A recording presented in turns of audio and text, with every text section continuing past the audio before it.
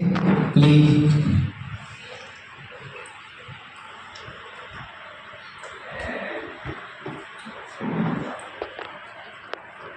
સર્વનો શાંતિ મંચસ્થમાં અનુભવ અત્રે ઉપસ્થિત સર્વે વડીલ ભાઈઓ દાદા બહેન, હું પરમેશ્વર ચેરિટેબલ ટ્રસ્ટની મેં સ્થાપના કરી હતી 2010થી અને 2010થી અત્યારે 2026 સુધીમાં ઘણા બધા ગ્રામ્ય વિસ્તારોની અંતરિયાળ ઝૂંપડપટ્ટીઓમાં અમે કામ કર્યું છે. અમે બાળકોના હેલ્થ અને એજ્યુકેશન ઉપર કામ કરીએ છીએ ને સેવાનો મૂળ મંત્ર એ છે કે સંવેદના, શક્તિ અને સદબુદ્ધિ. આ જો તમારી પાસે હોય તો ઓટોમેટિક જ કુદરતી એવો તમારામાં પ્રભાવ આવે છે અને એ કુદરતી આ ત્રણ વસ્તુઓ તમને સમૃદ્ધ બનાવે છે. એ હૃદયથી એટલા સમૃદ્ધ બનાવે છે કે એ સંવેદના દ્વારા તમે એ ઘણા બધા એવું કહે છે ને કે મારી પાસે સમય નથી એમ. ઘણા બધા લોકોને મારી સાથે જોડવા જ્યારે હું પ્રયત્ન કરું છું ત્યારે એવું કહેવામાં આવે છે કે મારી પાસે સમય નથી એમ.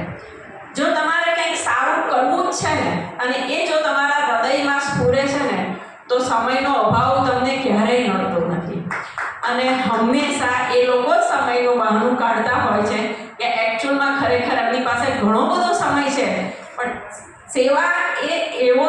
સેવા એ શોખનો વિષય નથી. સેવા એ તમારો સ્વભાવ હોવો જોઈએ અને એ સ્વભાવ, અને અત્યારે ઘણા બધા સરકારી હોદ્દેદારો અહીંયા છે, તો કોઈ પણ સરકારી હોય, સામાજિક હોય, ધાર્મિક હોય, કોઈ પણ સંસ્થા હોય, એ સંસ્થાનું જે નેતૃત્વ કરે છે એમના હૃદયમાં એક સંવેદના અને સેવાનો ભાવ જો કેળવાયેલો હોય ને તો જ એ પોતાને જે પણ હોદ્દો હોય, પદ હોય, પ્રતિષ્ઠા હોય તો તે એના અંદરથી આનંદ મળે છે એ કાર્ય કરવાનો.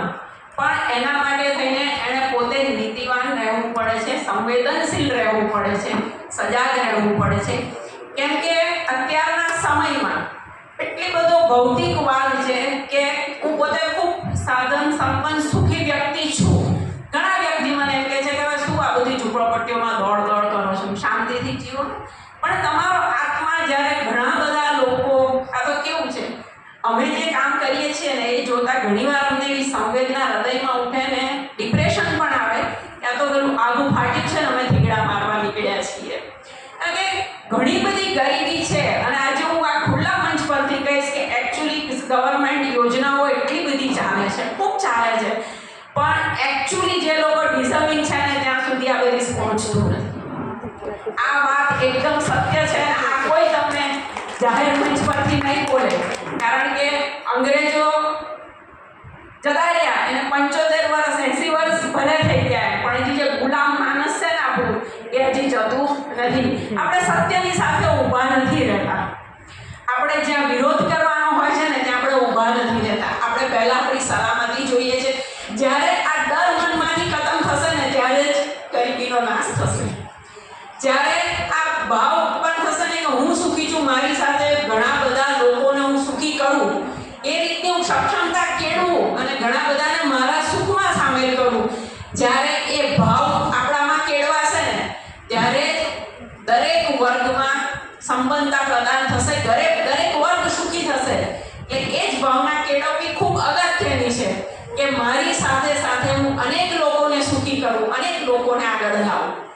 એક સંવેદના સાથે જીવવું ખૂબ જરૂરી છે, એક નૈતિકતા સાથે જીવવું ખૂબ જરૂરી છે.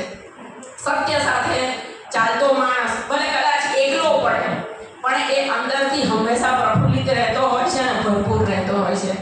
સત્ય સાથે ચાલવાનો આગ્રહ રાખવો, સંવેદના સાથે, સદબુદ્ધિ સાથે ચાલવાનો આગ્રહ રાખવો, એવી મારી સૌને નિમ્ર.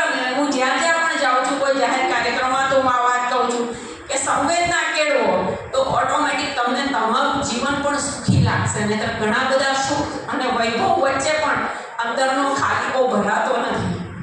એ સંવેદનશીલતા હોવી ખૂબ જરૂરી છે, નૈતિકતા હોવી ખૂબ જરૂરી છે, સત્યતા હોવી ખૂબ જરૂરી છે. આ બધા જે ઈશ્વર દ્વારા આપેલા આપણા જે મૂળભૂત ગુણો છે ને એની ઉપર આપણે ભૌતિકતાનો જે અચળો ચડાવ્યો છે ને એના કારણે ઘણા બધા સુખ વચ્ચે પણ આપણામાં શાંતિ નથી કે આપણે અંતરથી સુખી નથી.